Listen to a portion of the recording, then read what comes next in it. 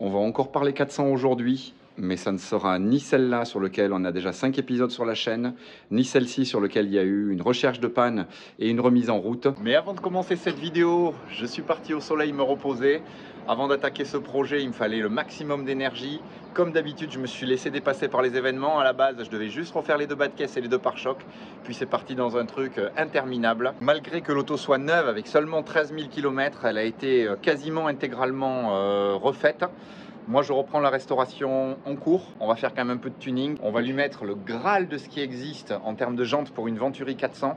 J'espère que tu es au moins aussi enthousiaste que moi parce que moi, j'en dors plus depuis des semaines. Allez, on arrête de se tirer sur l'élastique et on attaque le projet. Pour moi, c'est le summum de la Venturi 400, de ce qu'on peut trouver. Un tableau de bord de GT, une boîte synchronisée, mais ça reste une trophy. C'est un peu l'équivalent de la F40 LM, mais chez Venturi, avec le gros avantage de pouvoir rouler sur la route avec.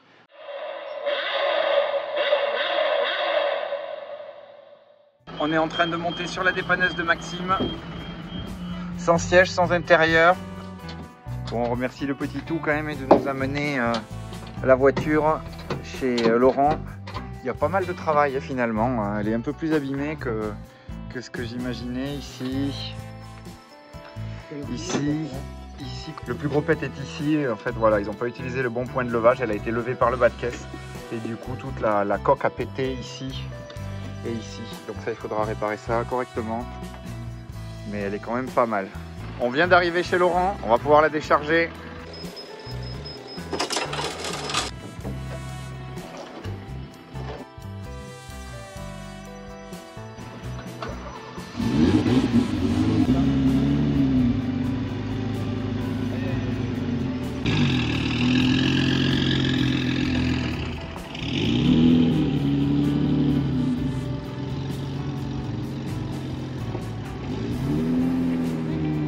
Faudrait peut-être y aller maintenant. Hein.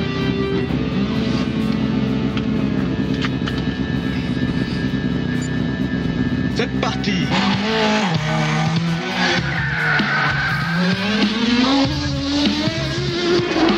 On va commencer ce projet par les pare-chocs. Comme tu peux le voir, le pare-choc arrière est pulvérisé. Il a au moins une 40aine de fissures et des parties qui sont carrément coupées. Donc là, on sait que déjà pour celui-ci, il y a quelques jours de travail.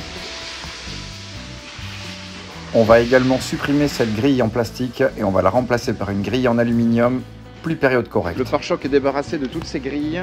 On va pouvoir chanfreiner tous les trous existants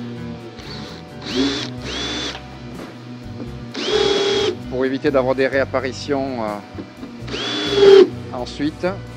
Je ponce l'ensemble au 150, puis j'attaque toutes les fissures à la fraise pour arriver jusqu'à la fibre. J'applique ensuite un mastic imprégné de fibres, mastic fibre. J'aime bien cette marque, celui-ci le vert, car il est vraiment très riche en fibres. Il est très épais et très solide. C'est ensuite côté intérieur que ça se passe, où je renforce tous les points vulnérables avec du mat et de la résine.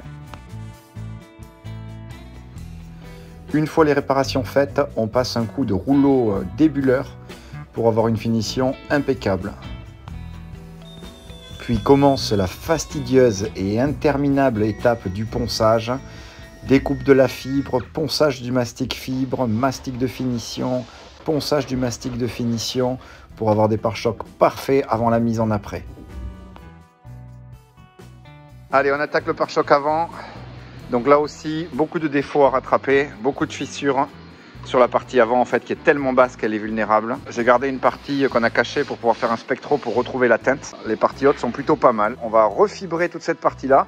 On va renforcer quand même un peu les 2 ancrages qui ont toujours tendance à travailler. Il est pas mal le pare-choc avant. Il y avait vraiment cette partie là qui était très abîmée. Il y a quand même beaucoup moins de boulot que sur le pare-choc arrière et qui lui est vraiment interminable.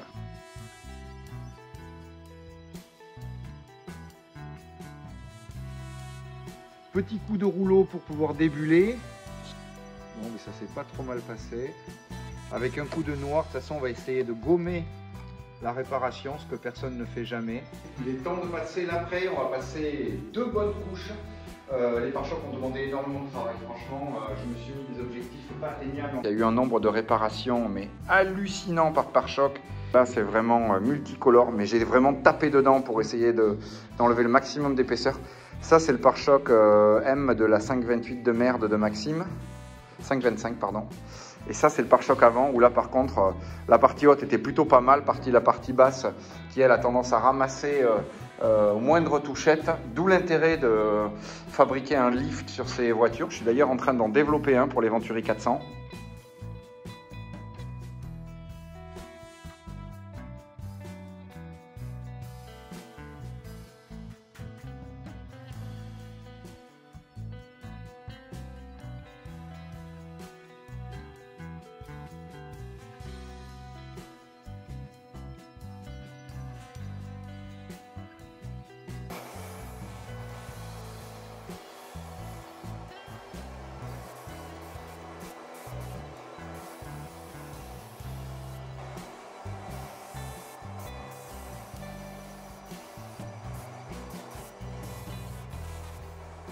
Voilà nos deux pare-chocs complètement refaits en après. Je viens de démonter les sièges de la Venturi pour les repeindre, mais c'est un carnage. Il y a des espèces d'empiècements comme ça qui ont été collés au siège. Franchement, la sellerie, c'est un scandale. On va essayer de sauver les sièges. On va bien recoller d'abord tout le bord du siège. Là, il y a eu des bagues qui ont été collées, ça a coulé. Voilà comment sont nos sièges avant qu'on y touche. Donc les coques grises. Allez, celui-ci est prêt à peindre. Celui-ci, par contre, je ne sais pas si on va le voir, mais voilà. J'ai tracé des découpes pour avoir des découpes symétriques autour des ronds, ce qui n'est pas le cas. On va ensuite tout poncer. On va les redécouper, là aussi. Et puis, on les peindra en fin de journée.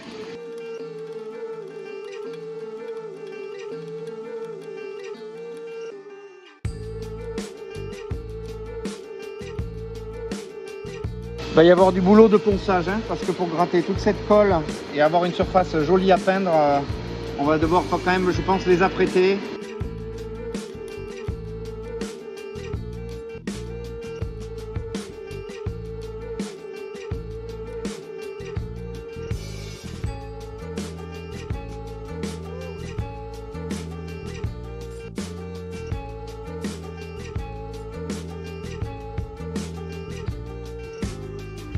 Magie? Escroquerie? Difficile à croire que ce sont les mêmes sièges qu'hier. Franchement, le résultat est stupéfiant. Ça en est où avec mes Recaro Profiscale, Profishave, je sais pas comment on dit quoi. Bon, c'est quand même le siège mythique du DTM et qu'on pouvait retrouver dans les E30 de DTM, qu'on peut retrouver aussi dans les 964 et les 993 de course. C'est quand même dommage qu'il ait été massacré comme ça. Bon, là c'est l'étape 1. Je te laisse admirer la différence entre les deux sièges. Donc tu vois, ici, on avait vraiment toutes ces coutures blanches qui étaient, à mon goût, très vilaines. Moi, je les ai teintées en gris. Tu vois la différence de l'un à l'autre. Et ensuite, on peindra à la teinture en intégralité tout l'intérieur, toute la partie bleue. On va faire ça point par point.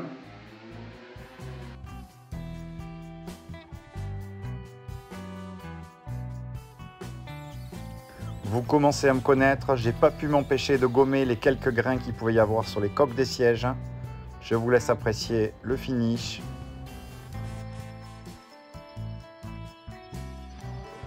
Carbon fiber. Carbon fiber. Carbon fiber. Allez, on dégage tout.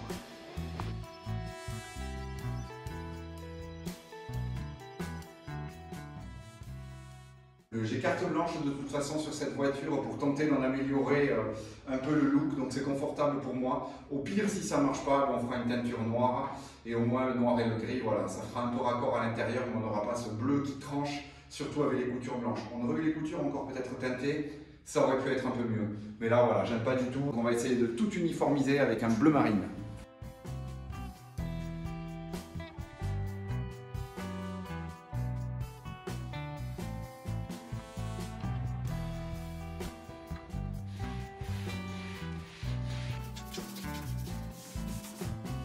Vu que je suis sûr d'avoir 100 fois la question, j'ai utilisé de la teinture Angelus, fabriquée en Californie.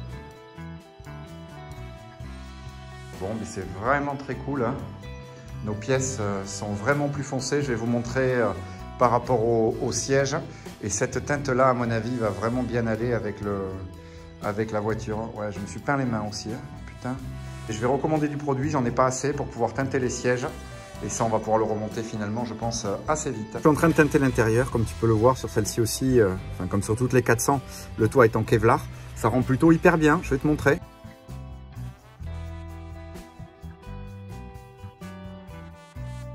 Bon, ça commence à être vraiment mieux. Là, on est sur un intérieur plus discret.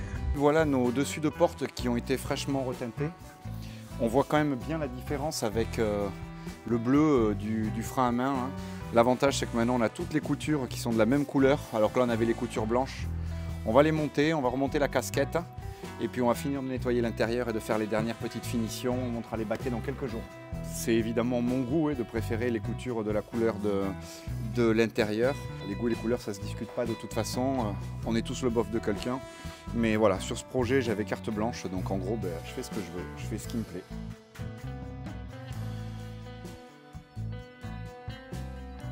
On va maintenant glisser la casquette de tableau de bord. Oh putain, qu'est-ce que je suis content d'avoir sauvé cet intérieur. Voilà. Franchement, regarde-moi ça. Regarde comme ça change entre ça et encore il sort plus clair à l'image.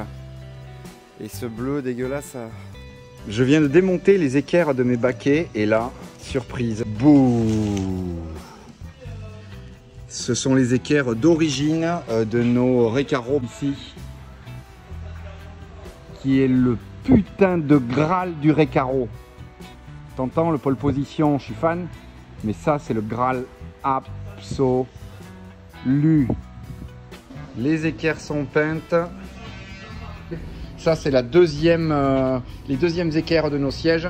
Et j'ai aussi repeint ici les deux tringles qui permettent d'avancer ou de reculer le siège. Bon, comme vous pouvez le voir, John a quand même entamé une restauration d'une qualité exceptionnelle. Franchement, tout le châssis est repeint, le moteur a été sorti, tous les trains roulants, les disques, les plaquettes sont neuves. Faire une bonne révision moteur parce que la voiture n'a pas tourné depuis une quinzaine d'années, ou très peu en tout cas. Donc là, on va démonter tous les passages de roues pour pouvoir accéder à l'intérieur des bas de caisse. Ah non, moi j'utilise rien. Ah non. Même pas, même plus. C'est variable, c'est tout ou rien chez moi. À voir si on doit sortir les intercouleurs ou non. Mais là, je vois qu'il y a une bonne réparation. Il y a une bonne gitanerie ici. Là, tout ça, ça a été rempli de mastic. Donc, c'est pas terrible. Bon, comme tu peux le voir, j'ai fait pas mal de saignées. Que ce soit ici, dans tout le bas de caisse, toutes les fissures. J'ai enlevé tout le mastic intérieur, tu vois. Là, on a vraiment fragilisé. Donc, je vais refibrer l'intérieur ici.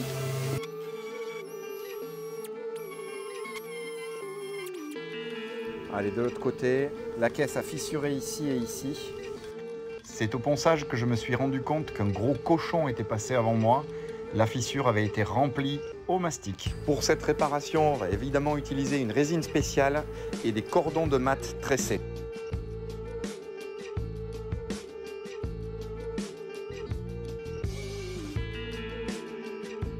Allez, comme d'hab, on lisse les phares. Donc on enlève toutes les inscriptions, tu vois. Et on va les revernir. Ça, c'est vraiment un truc que j'aime. Et en plus, là, il y a eu une bonne... tu vois, il y a eu du vernis rouge qui a été appliqué sous forme de ligne pour que de loin, le feu ait l'air rouge. Mais en fait, c'est dégueulasse. Et moi, je suis team clignotant orange. J'adore ça. Donc voilà, on va les revernir. Ils sont plutôt en bel état, ce qui est rare pour les phares de 21. J'ai également repeint les coques de derrière pour que ça soit nickel. Je pourrais remettre les petites vitres que j'ai repolies aussi. La visserie neuve. Là, les feux sont vernis, sans aucune écriture.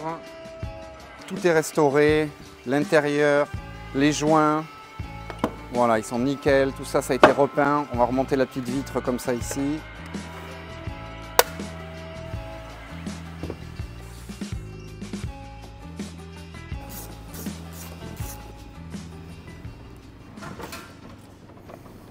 Allez, voilà nos phares en place.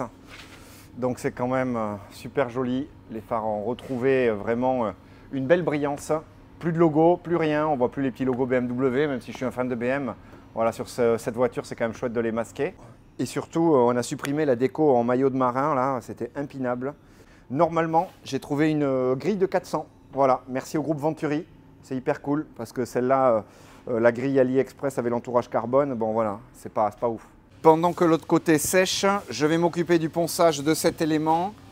Ici, on avait fait un beau renfort sur l'arrière de la caisse pour retrouver de l'épaisseur, hein. On le voyait que ça bougeait. Là, maintenant, c'est complètement rigide. C'est, je pense, largement suffisant pour les contraintes qu'il y a à cet endroit-là. Finalement, au ponçage, ça a révélé des petites fissures sur la partie haute. Donc là aussi, il a fallu refibrer. La partie basse, il reste à finir de poncer le mastic de finition. Ici, on peut voir toute la réparation intérieure. On a vraiment une arête qui est très belle maintenant ici, avec un léger arrondi. Allez, voilà ici notre bas de caisse et Louis réparé. On va mettre un petit peu de mastic fibre ici, juste sur l'angle. Et ensuite, on fera un petit mastic de finition.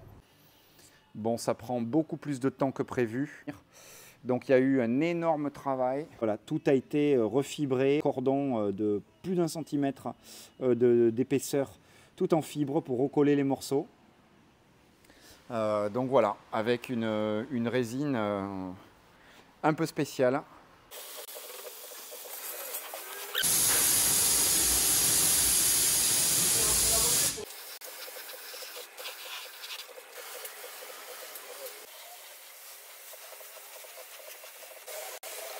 Bon, c'est pas mal du tout, nos flancs sont apprêtés, j'ai plus de défauts visibles. Voilà la coque toute réparée.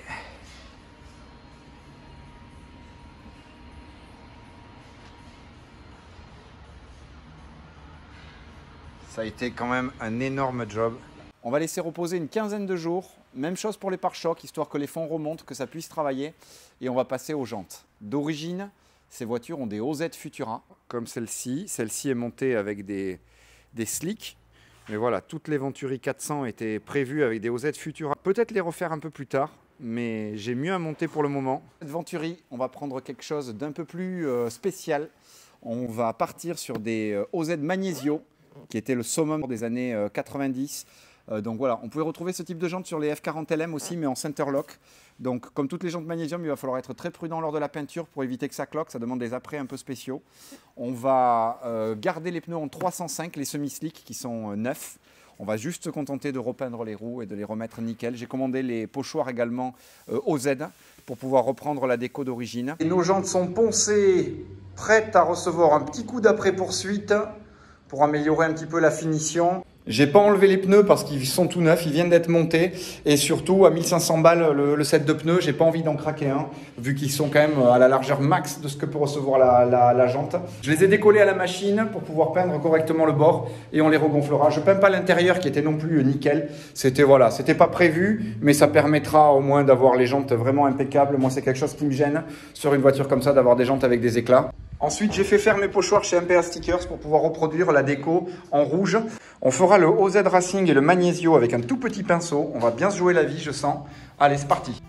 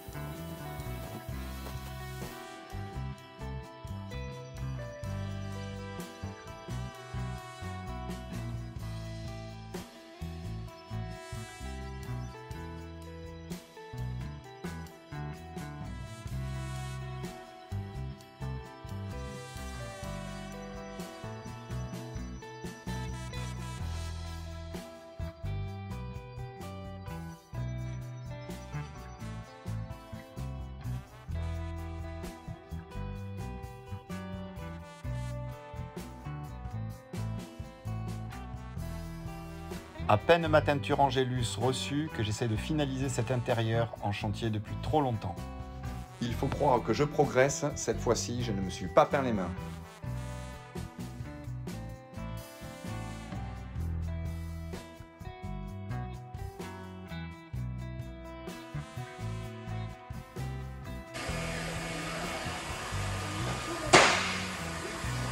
Voilà, l'intérieur est complètement masqué. On va faire toujours avec notre teinture, mais ici avec une petite mousse. On va pas commencer à mettre du spray à l'intérieur. Donc voilà, j'espère que ça va quand même fonctionner. Je suis très content de la couleur qu'on a sur le reste des éléments. Voilà, à côté de ce bleu dégueulasse. Une fois de plus, c'est une affaire personnelle. Tu as le droit de ne pas être d'accord avec mes goûts de chiottes.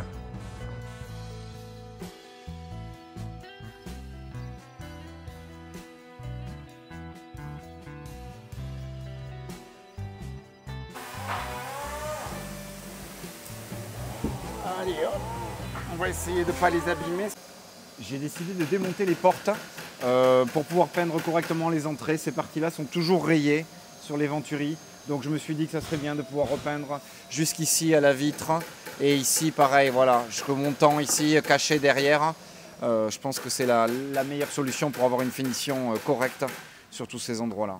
Et en plus j'ai des problèmes de vitre électrique, donc ça va me permettre de pouvoir résoudre ces problèmes de faisceaux ou de fusibles, je ne sais pas encore. Mais voilà, il y a quand même un peu de boulot du coup. Et là on peut voir son rouge dégueulasse de sa période de compétition. Je rejoins quoi.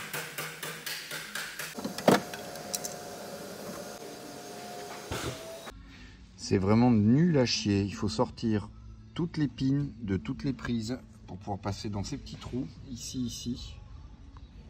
C'est hyper mal fait. C'est vraiment de la merde. Non, je peux pas dire ça. Je peux pas dire ça d'une Venturi. C'est pénible. Voilà. Voilà, parfait. Il y a un tréteau là-bas derrière. Génial. Les portes seront polichées, mais ne vont pas être repeintes. Ici, on va tenter de redresser tous les louvers qui sont complètement tordus. Je dis bien tenter, hein. J'avais commencé à le peindre, mais c'est quand même pas joli. Donc on va le reprendre.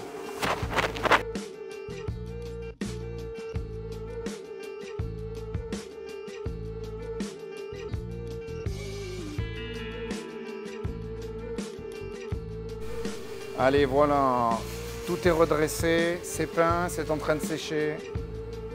Les 2 passages de roue sont faits. Ici, j'ai démonté nos entrées d'air en fait pour les freins. Sur certaines Venturi, elles sont lissées, elles sont belles. Celles-ci, elles sont encore voilà, en mat, vraiment brutes. Donc on va les lisser et on va les peindre.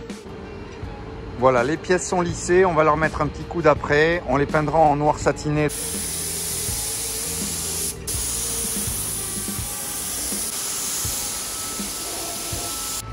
Voilà nos entrées d'air donc en après. Là, ça fait quand même plaisir. Ici, notre modèle donc avec la pré-poncée. Ici, notre modèle peint. Donc voilà, hein, les formes sont plutôt pas mal vu ce que c'était. Je vais pas aller plus loin parce que j'y ai déjà passé la journée et c'est largement assez pour une petite tâche comme ça.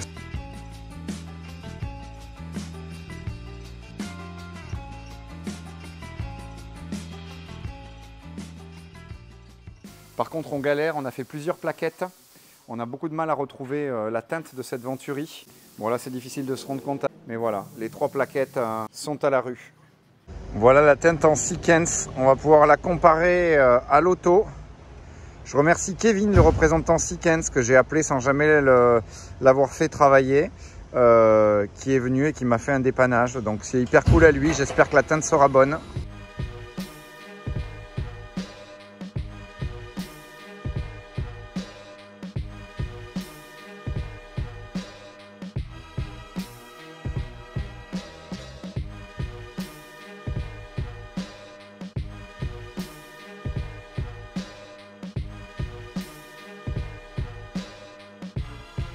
Bon, ben il n'y a pas à tortiller, je suis très content de moi, le vernis est tendu, aucune coulure, tous les intérieurs sont correctement peints, c'est hyper chouette. J'ai quand même 4-5 grains, c'est très compliqué de pouvoir correctement souffler des pièces en fibre de verre.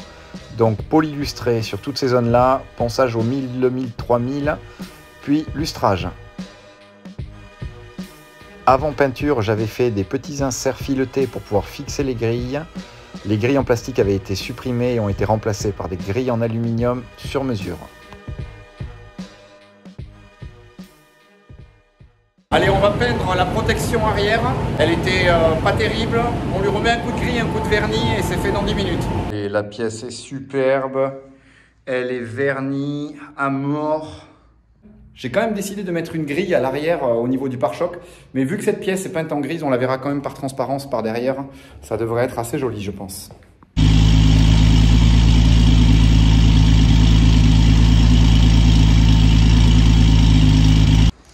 Bon, pour les écopes de refroidissement de frein, c'est toujours la partie la plus moche sur les Venturi 400. Donc sur celle-là, vu que c'est une utilisation routière, je vais les jointer ici. Et ensuite, je vais boucher tous les trous, les faire beaux en une seule pièce pour qu'ils s'emboîtent dans le pare-choc. Et ensuite, on refera toutes les parties ici qui sont cassées en fibre. Mais d'abord, je m'occupe de cette partie-là. Voilà mes deux écopes d'air terminées. Voilà, un petit détail, mais ça sera de la finition en plus. Donc aujourd'hui, c'est pas un tuto clodo, même si j'ai une veste de clodo et que j'ai pris feu en meulant. Bon, j'ai eu beaucoup de chance. J'ai trouvé un volant Venturi d'origine. On va virer le OMP Superleggera, même s'il est hyper cool. Je pense qu'il pourrait être très très cool dans la petite Alpina, avec le petit rappel jaune et surtout avec cette jante de volant qui a rien à voir avec le reste, une jante complètement plate. C'est assez rigolo. Donc on va le réutiliser, mais dans un autre projet. Aïe aïe aïe aïe, putain, je peux plus sortir. Bon, je suis un gros tuner, ça, on se refait pas. Je vais essayer de garder le snap-on, snap-off, snap-on, je sais pas comment ça s'appelle. Je sais plus, snap-off. Ouais, snap-off. Putain, je me fais vieux, je me satisfais à remettre des voitures d'origine. Ça y est, suis-je un vieux con? Attention, sortez les mouchoirs tellement ça va être beau. Bon, finalement, je le dégage. La vue latérale n'est pas du tout belle. Je pense que je pourrais le garder pour un de mes projets à moi, donc c'est finalement pas plus mal. Et puis ça, c'est des Momo Monte Carlo qui valent une blinde. On peut les retrouver, on les trouvait dans des voitures assez cool, dans les Lancia Delta, dans les Turbo IE. Il y a eu plein de bagnoles qui ont été montées avec ça. Il y a plein de configs possibles sur ces Monte Carlo. Je vous invite à regarder ce que vous pouvez trouver en annonce. On arrive parfois à sniper sur le bon coin et trouver en trouver des vraiment pas chers, quoi. Alors qu'il y en a à 600 balles, quoi. Là, cette planche de bord est quand même sublime par rapport aux autres trophies que j'ai vus. Putain, qu'est-ce que c'est beau, tous ces compteurs là. Ça y est, je suis prêt pour peindre. Putain, on dirait que j'ai un QI négatif avec cette capuche.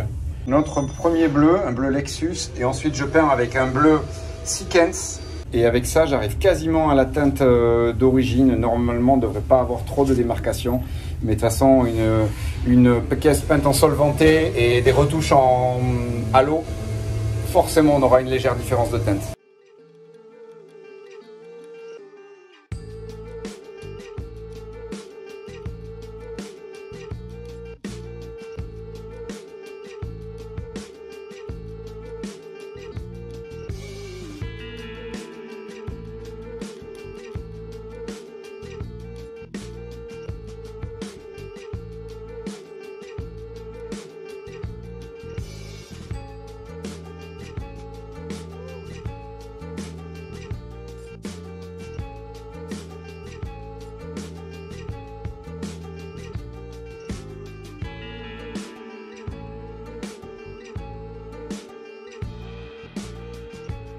On va en profiter pour refaire les intercouleurs, refaire une belle peinture sur les intercouleurs, sur les petites trappes également. Les intercouleurs ont été repeints avec toujours des petites finitions sympas. Voilà. J'ai gardé le logo Chausson Service, District de la Loire, en laiton. J'appelle ça la France, mademoiselle. Et pas n'importe laquelle. La France du général de Gaulle. Il est temps de remonter nos écopes de frein fraîchement refaites. Je ne sais pas si je suis le seul taré à être excité d'en avoir amélioré l'esthétique comme ça, mais ça me fait vachement plaisir. Donc on va les remettre en place. On va mettre un petit coup de nettoyage sur cette partie-là d'abord. J'avais bouché évidemment toutes les entrées pour pas qu'il y ait de poussière qui parte ensuite dans le moteur. Même chose de l'autre côté au niveau des durites. Comme tu peux le voir, tout est neuf, hein. Les étriers, les plaquettes, les disques, les trains roulants, les suspensions, tous les cylindres blocs. Voilà, le précédent proprio a fait un boulot vraiment remarquable. Donc j'ai pu remonter l'intercouleur, les durites de suralimentation. Voilà, on a bien aligné les colliers pour que ce soit joli. J'ai également repeint les trappes de visite qu'on va monter ici. Je vais voir si je peux réutiliser la visserie, mais normalement elle était pas mal. Voilà, les passages de roues remontés. Ici notre petit logo qu'on a épargné de la peinture, la trappe, les trains roulent en neuf.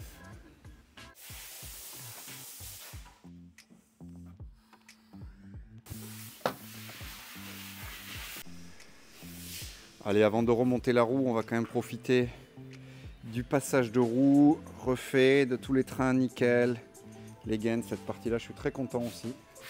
Ça finit bien à la baie moteur.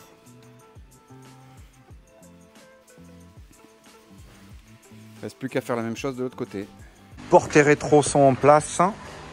J'ai remonté également tout le faisceau.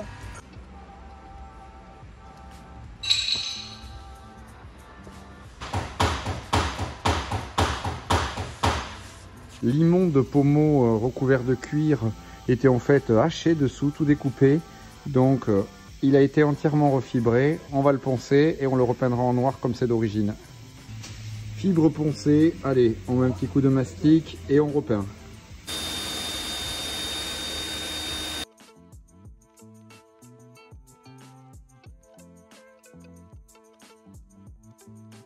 Le cache-misère qu'il y avait sur le pommeau, donc qui était en bois avec de la colle, trop mal fait.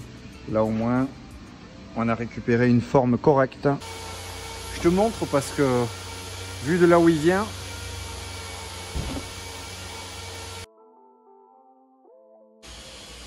et voilà, hyper cool. Bon, vous en dites quoi les amis? Pas mal quand même pour un incapable comme moi, étant donné que je n'ai aucune formation, je suis pharmacien de métier, donc on s'en sort plutôt pas mal. La coque est réparée, franchement, j'ai pas de différence de teinte, je suis hyper content. Alors certes, ça a été un processus un peu laborieux de peindre d'abord avec le bleu Lexus, puis après avec ce Sikens pour faire une couche qui teintait. Le Sikens, je l'ai mis vraiment en transparence, j'ai juste mis un voile pour arriver à ce résultat-là. Mais bon, ça valait le coup quand même de se faire chier. Il faut quand même un peu de chance parce que pour y arriver. Donc là, on va s'occuper de polir cette partie, le toit, le capot et les deux portes. On montera les deux pare-chocs et les jantes chez Cobalt. Parce qu'en fait, pour partir d'ici, je pars avec le plateau de Maxime et le plateau n'est pas assez large et avec trop d'angles pour les pare-chocs. Donc on remontera les pare-chocs et les jantes au moment voilà, de partir, quand elle partira sur un plateau très spécifique qui descend très très bas. Voilà, mais on est pas mal. Je ne sais pas encore si tout fonctionne, mais le plus gros est fait.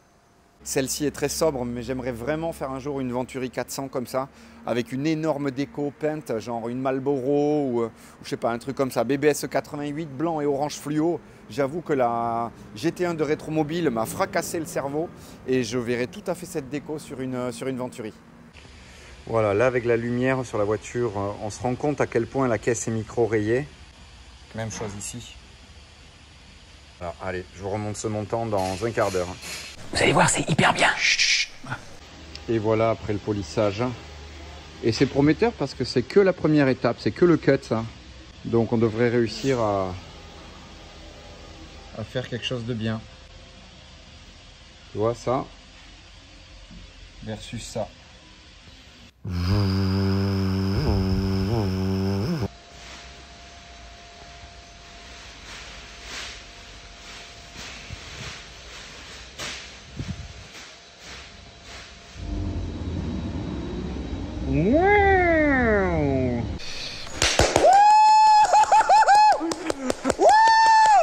C'est mortel! Ouais, c'est mortel!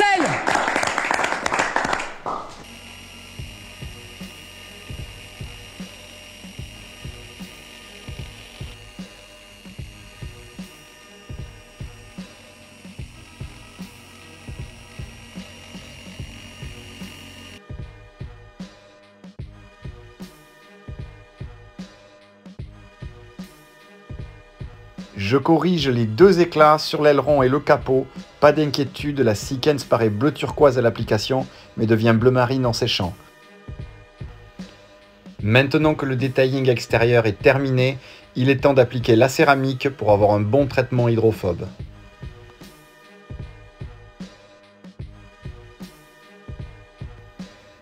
Encore un inconscient qui m'a fait confiance, mais après pas loin de 200 heures de travail et quand même un peu de chance, je suis hyper satisfait du résultat. La Venturi a retrouvé sa splendeur d'antan. Franchement, je vous laisse regarder ça en images, mais pour l'instant, ça semble bien parti.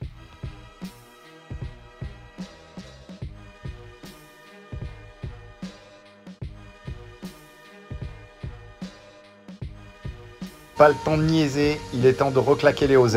Oui.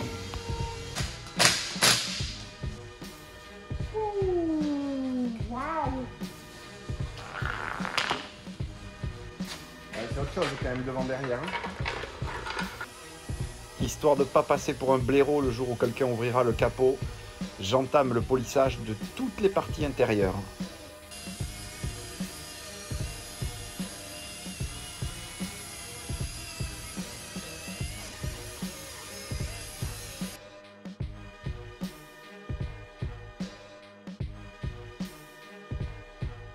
Un peu de mousse active sur les trains, on va laisser agir, ça disparaît au fur et à mesure et il y a juste à essuyer. Limpio, tout est poliché, voilà, tout est nickel jusqu'en bas. J'ai fait repasser correctement les durites de clim, quelques serrages. On va améliorer un peu l'esthétique du faisceau, un peu partout, mettre quelques gaines thermo. Le detailing de la baie moteur est terminé. J'ai amélioré les faisceaux. Ici, on a des prises étanches pour les clignotants. J'ai caché tout derrière ici et dessous le faisceau, voilà, pour que ça soit le plus clean possible.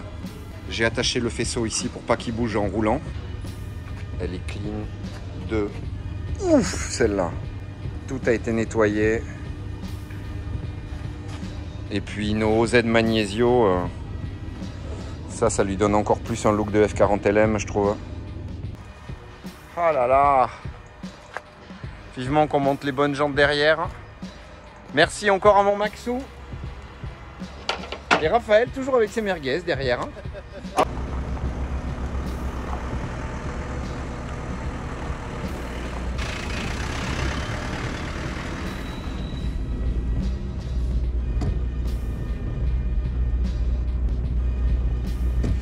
Bon, mais pas mal quand même. Hein. Pour un projet fait complètement solo, sans l'aide de personne, je suis content. On se retrouve longtemps après, commence à faire moins froid, on a même du beau temps aujourd'hui. On va remonter les pare-chocs, on va essayer de remettre les jantes, remettre les OZ Magnesio derrière. Voilà, il reste encore énormément de boulot sur cette voiture. J'avoue être un peu démotivé, franchement. Mais bon, allez, on va se remettre la motive. Il faut que ça parte bientôt. En même temps, j'ai pas mis tant de temps que ça pour tout faire. Voilà, c'est juste que c'est dur d'avoir les pièces. Là, ça y est, je suis un peu remotivé. J'ai retrouvé les écopes de pare-choc. Les miennes, celles que j'avais modifiées, étaient pas mal. Mais je trouvais ça bien d'en mettre des neuves. J'en ai trouvé des neuves. Donc, on va remettre le PC avant. Et puis, on va essayer de se motiver. Là, dans la journée, il faudrait déjà qu'on arrive à faire pas mal de choses. On a 8 heures pour envoyer le steak. Après le temps passé sur ces pare-chocs, putain, j'aurais pu demander quand même à quelqu'un de venir m'aider, voilà.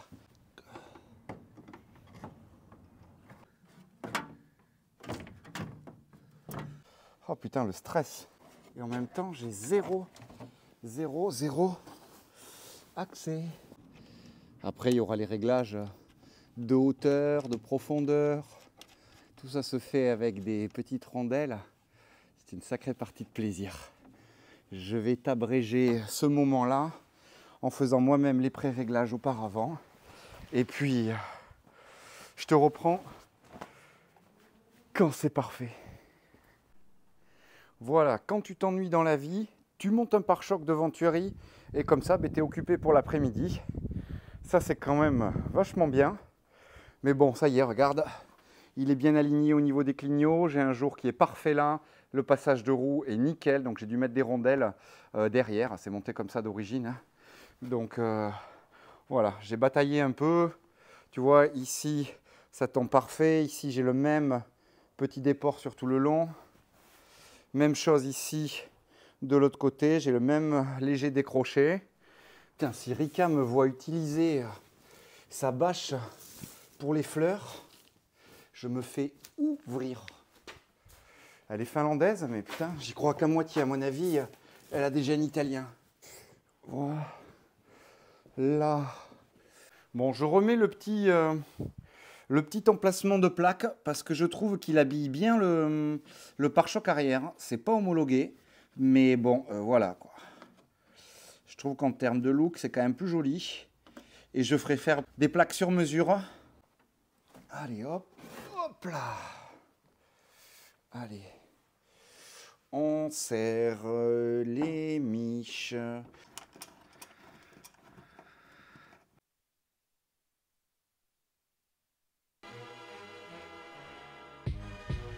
Quand même chouette les pare-chocs en place.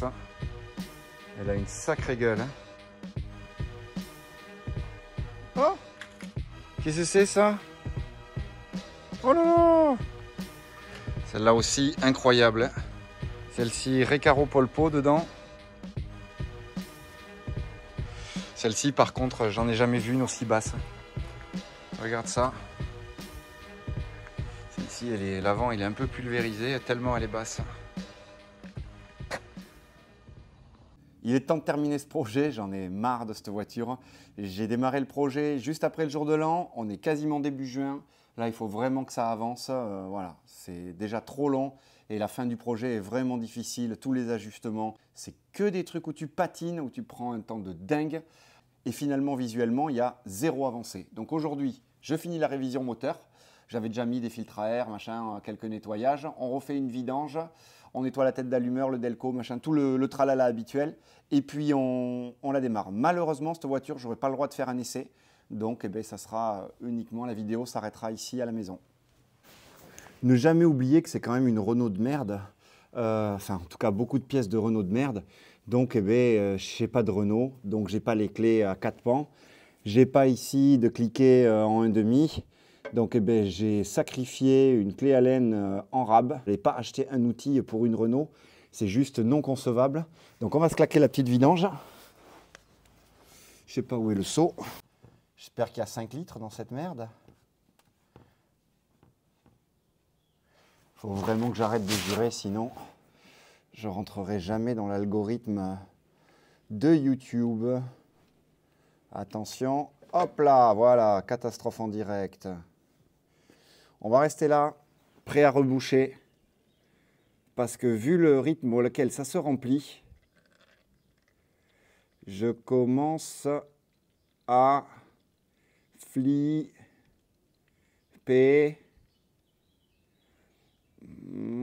On est à 5 cm du bord. Oh loulou, putain, l'huile par contre elle était nickel. Oh loulou. Allez, arrête-toi mon copain là. Arrête-toi, arrête-toi, arrête-toi. Ouh là là, c'est pas prêt de s'arrêter du tout. Oh là là là là là là là là là là, ça sent la catastrophe. Oh putain de merde. Oh putain de merde. Ouh. Quel amateurisme. Les gens qui m'ont confié ces 400 doivent être en PLS là, se dire oh là là, le mec il sait pas faire une vidange.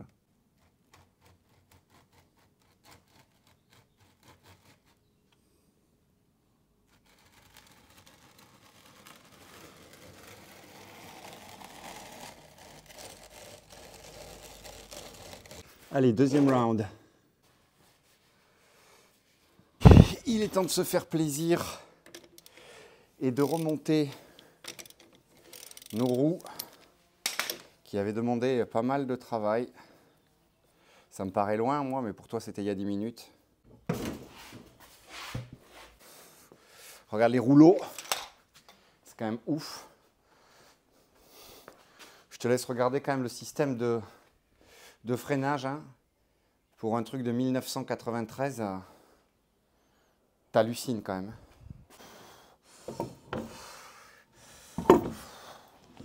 Voilà. Bon, je te montre la conception quand même. L'huile coule sur les câbles de démarreur, le long de la chandelle parce que ça suit le châssis. Et ici, le filtre a été tellement serré que j'ai dû le défoncer pour pouvoir l'enlever au marteau burin. Soit il avait été serré à mort, soit il s'est complètement, le joint s'est collé avec le temps. Voilà, je viens de passer une putain d'heure à l'enlever. Tu vois, je glisse avec mon téléphone, tellement j'ai les mains grasses. Une putain d'heure pour un filtre à huile. Bosser sur des voitures à 300K sur des chandelles, c'est ça le vrai tuto Clodo. Sans, je te conseille ce Valeo. Excuse-moi. Je te conseille ce Valeo, qui a une cartouche filtrante bien plus longue que le Pur Flux et que les autres que j'ai pu trouver. Donc voilà, j'imagine que ça fera toujours...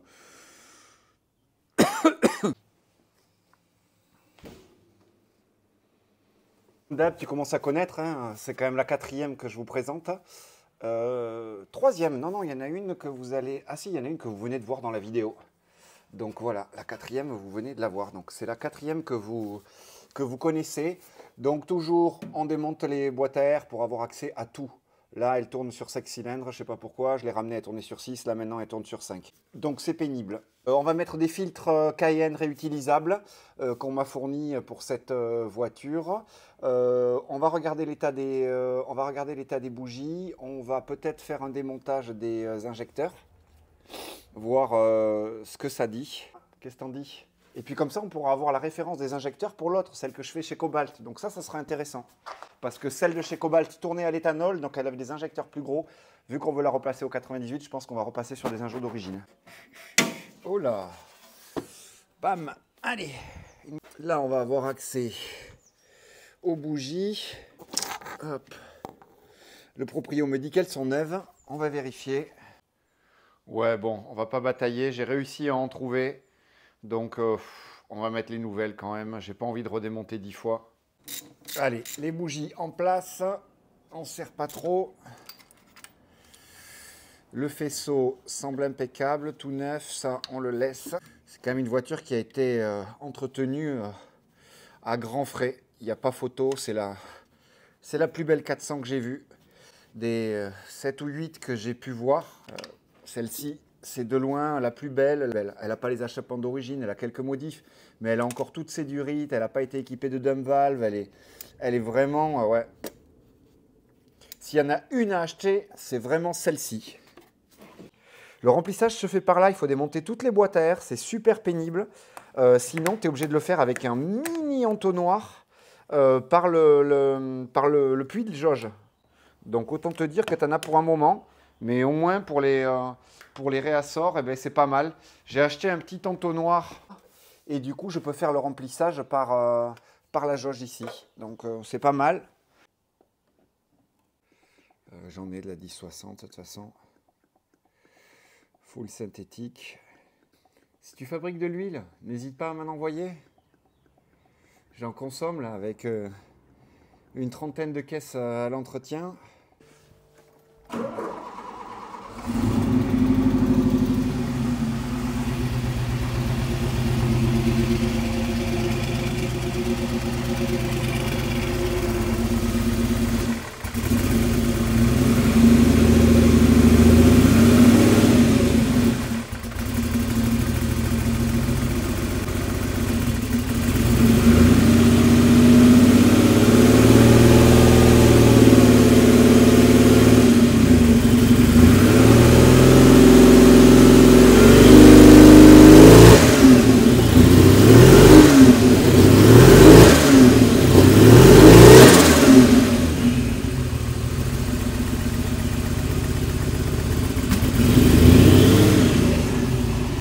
Bon, on a récupéré les 6 cylindres, c'est que les bougies. Au diable l'avarice, des injecteurs neufs et on redémarre.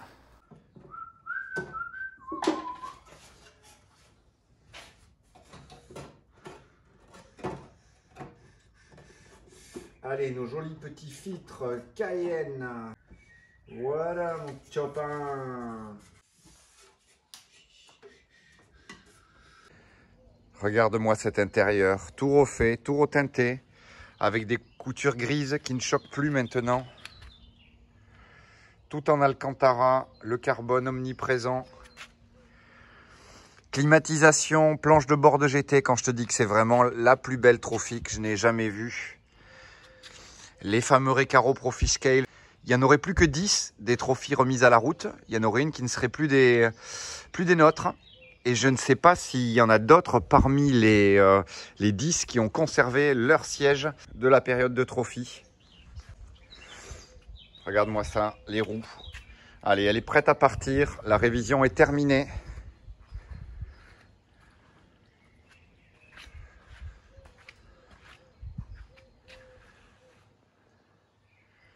On lui met un petit coup d'eau et on lui dit au revoir. On va également remettre un petit coup de nettoyage sur la baie moteur. Et les courroies ont été faites. Enfin voilà, plein de petites choses, des durites, tous les liquides ont été purgés. Plein de petites choses que je t'ai pas montré en vidéo, mais ce sont des choses qui sont complètement redondantes avec les épisodes de la Venturi qu'on refait chez Cobalt en ce moment, qui est d'ailleurs sur le point de se terminer. Si tu es en manque de mécanique sur les Venturi, tu as 5 ou 6 épisodes, 5 épisodes je crois, où tu en auras normalement pour ton argent. Ces contre-portes qui sont vraiment superbes. Nos pare-chocs avec les grilles remontées, bien peints.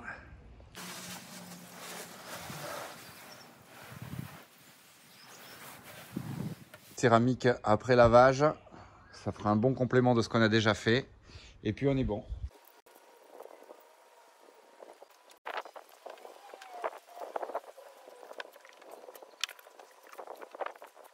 Ça sent la fin. Je te montre un peu après nettoyage ce que ça donne. L'auto n'est pas complètement sèche, mais elle part dans 10 minutes, donc fallait se dépêcher. Nos superbes OZ, toutes refaites avec les pneus neufs.